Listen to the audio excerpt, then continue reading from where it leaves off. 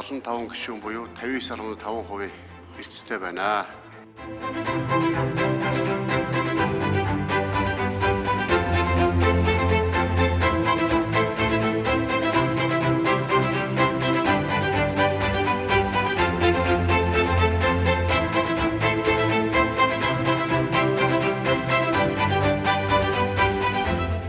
Хуулийн төслийг эцэслэн батлалаа улсын их хурлын гишүүдэд талархал илэрхийлье.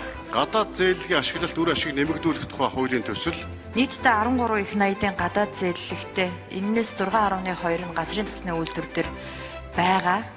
Авсан зээлийн ашиглах стратегийн бүтээгдэхүүн эргэлтэнд оруулах, Улаанбаатарын хотын өмнө тулгамдсан олон асуудлуудыг одоо шийдэх ийм хууль байгаамаа. За энэ төсвийн өрөөний мэдээлэл улсын төсвийн батлагдсан нийт зарлагын хязгаарт хамаарахгүй байх гэдэг дээр нь би бол эсрэг байгаа. Ийм замбраагүй гэж болохгүй. За ер нь бол төсвийн одоо хууль, төсвийн доктортой байдлын хуулийн тусгай шаардлагуудыг бол зөрчиж байна. Гарцаагүй энэ хуулийг гаргаж гадаад зээлийн ашиглалтыг өндөр түвшинд аваачихгүй бол энэ хоёр нөгөө яриад байгаа газрын тасны төсөл энэ Эрдэнэ бүрэнгийн станцын төсөл хоёр маань сунаад 32 он руу явах гээд байгаа юм. гоё нэртэй хууль оруулж ирээл гол асуудлаа ард нь гаргаал алдаагаа агуулгаар нь засахгүйгээр ингээд өөрсдийнх нэг юм хурс үйлдэл хийгээд байгаа бол нөрөө буруу асуудал. Монгол Ардын намын бүлэг эрх нэгдэх өдрийн хурлаараа энэ асуудлыг нэг дахин авч үзээд тэгээ одоо 4 дахь өдөр эцсийн хэлцүүлгийн дуусгуулъя гэсэн ийм бодолтой байна. Тийм учраас ажлын одоо 4 өдрийн завсарлах хүсчээд Ардын намын бүлэгт эрх пүрэв гарагийн 10 цаг хүртэл завсарлууллаа. Шинжлэх ухааны технологийн тухай хуульд нэмэлт өөрчлөлт оруулах тухай хуулийн төсөл болон хамт өргөн мэдүүлсэн хуулийн төслүүдийг эцэслэн батлах бэлтгэл хангуулахаар хүний хөгжил нийгмийн бодлогын байнгын ороонд шилжүүллээ.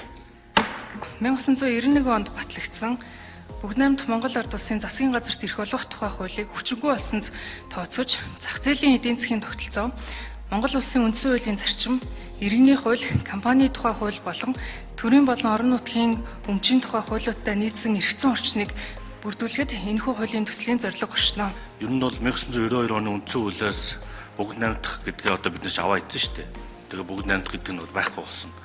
Тэгэхээр одоо бүгд найрамдах Монгол Ард улстай хоёр хууль байх шиг байна. Нэгдүгээрт нь энэ хууль, хоёрдугаар нь үйл төвчний эвлэлийн тухай хууль. Сүүлийн жилүүдэд томилогдсон бэт нь их олон удаан хугацаагаар сунгаж ажилласан. Уг хуулийг харахаар бол 6 сарын хугацаатай л томилогдож байгаа шүү дээ. Энэ учир шалтгаан юу байсан юм? Энэ өөрөө маш том аюулын тохиог бас харуулж байгаа зүйл маань бол энэ янзаараа бид бүхэн маань бүх төрлийн компаниудын үйл ажиллагаан дээр оруулаад бэд томилсон гэдэг нэрийдлэр хариуцлагаас зүхтах энэ хаалга болчиход байгаа. Тэгэхээр өнөөдөр бид нар энэ хаалгыг эхний ээлжинд ямар ч тач хаах зайлшгүй шаардлага бол үүсэж байгаа.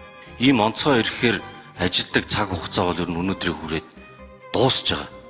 Цаг нь дууссан учраас ер нь дуусах нь зөв юм аа гэж бодож байгаа юм. Энэ хуультай бас ижил төстэй хууль сайн зориг нарын бас гишүүн санаачилсан байгаа. Хил зэгс нь бас тэр хуулийн хил зэгсэн шийдгэсэн дараа бас ажлын хэсэг байгуулах хэсэг нэгтгэж ажлын хэсэг байгуулахаар нэгтгэж хил зэгс сууд яригдана.